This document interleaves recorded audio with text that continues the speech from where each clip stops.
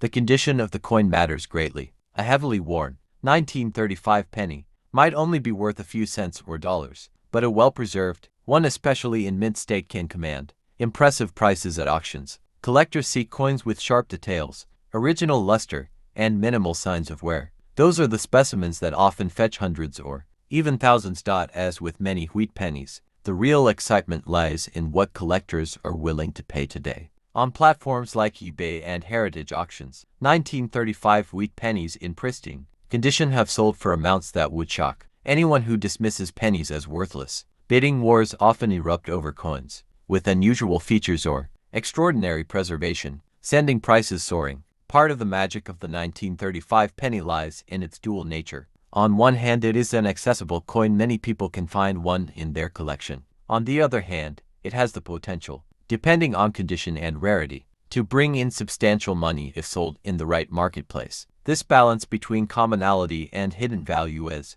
what makes it such a captivating piece for collectors and investors alike. Its historical importance cannot be overstated. This was a coin used by children to buy their first treats, by workers to scrape together enough for lunch, by families stretching every cent during desperate times. Holding one today is like holding a tiny time capsule of the 1930s. In auctions, rare varieties of the 1935 penny have surprised even seasoned collectors. Some examples graded by top certification services like PCGS and NGC have broken expectations, proving that condition and provenance can make all the difference. Stories of these surprising sales continue to fuel interest among those hunting for the next great find. So why does the 1935 wheat penny continue to matter so much in the coin world? Because it connects everyday people to a grander story. It embodies the grit of a generation that endured hardship and emerged stronger. It proves that something as small as a penny can carry enormous historical and financial weight. Now, if you've held on to one of these coins or maybe inherited a collection from a relative, you might be sitting on something much more valuable than you think. This is where things could turn the tables for you. And here's the key part. If you really want to know what your 1935 Liberty wheat penny could be worth today, if you want to learn where and how you can actually sell it for top value, here's what I want you to do. Drop the word price in the comment box below, and I'll personally tell you not just its value, but also the best way to sell it for maximum profit. Today we are going to dive deep into the story of one of the most fascinating coins of the 20th century, the 1941 Liberty wheat penny. Now, before we get into the details, let me tell you this: if you happen to own this coin, it might just turn the tables for you. Stick around until the very end of the video, because I will share how much this coin can be worth in today's market, and how you can sell it for the best price. And at the end, I'll ask you to comment the word price in the comment section, and I'll personally tell you its real selling value and the exact process of how to sell it safely and profitably. The 1941 Liberty wheat penny was minted during a turning point in world history. The United States had not yet entered World War II, but the conflict was already raging across Europe and Asia. The production of this coin took place under those looming circumstances, giving it not just monetary value, but also historical depth. Every penny struck in 1941 carries with it the weight of a nation preparing for one of the greatest struggles in human history, designed by Victor David Brenner. The obverse side of the 1941 Liberty wheat penny features the iconic portrait of Abraham Lincoln. This portrait was first introduced in 1909 to commemorate the 100th anniversary of Lincoln's birth, and by 1941 it had already become a national symbol of honesty, unity, and strength. The design remained unchanged, giving this coin a sense of continuity and tradition, linking Americans through generations. On the reverse side, the coin proudly displays two wheat stalks arching along the edges, framing the words 1 cent and United States of America. Above sits the motto E Pluribus Unum, meaning out of many one. These wheat stalks symbolize prosperity, labor, and growth, a theme that resonated deeply with Americans who were still recovering from the Great Depression while facing the threat of another global conflict.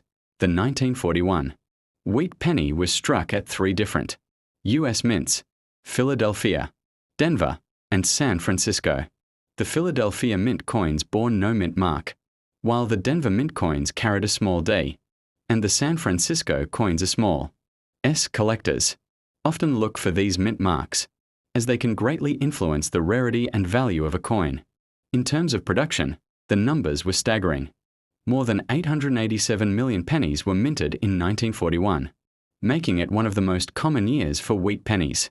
But here's the twist: while the coin might be common in general, the real treasure lies in its variations, mint marks, and above all, its condition. A 1941 penny found in your pocket change today may not be worth much more than a cent, but in high grades, or with special errors, it can fetch impressive sums.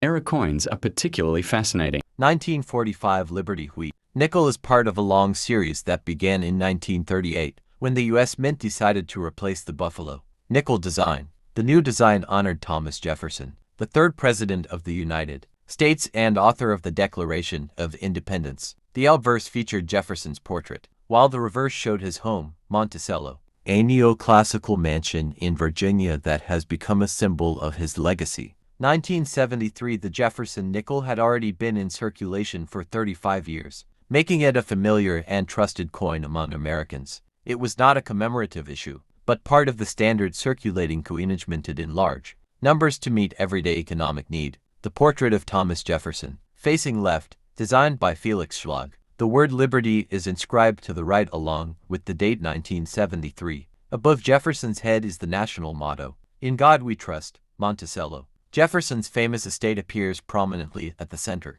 Above it reads "E Pluribus Unum," while beneath are the inscriptions, Monticello and 5 cents.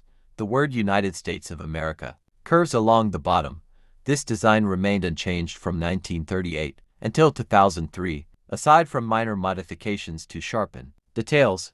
This alloy had been standard since 1866 except during World War II, 1942 to 1945 when nickel was needed for the war effort and silver was used instead. 1973 America was experiencing significant political and economic changes. The Vietnam War was nearing its end and the Watergate scandal was unraveling. Inflation was rising, and the U.S. Mint was under pressure to maintain coinage supply amid growing demand. The nickel being essential for vending machines, transit fares, and daily transactions played a vital role in commerce. Millions of 1973 nickels were produced, ensuring that the coin remained one of the most commonly used denominations. Most 1973 nickels are common and hold face value in circulated condition. However, collectors seek out high-quality examples. Proof. Coins from San Francisco, with sharp details and mirror-like surfaces, are especially desirable. Mint state MS65 or higher nickels from Philadelphia or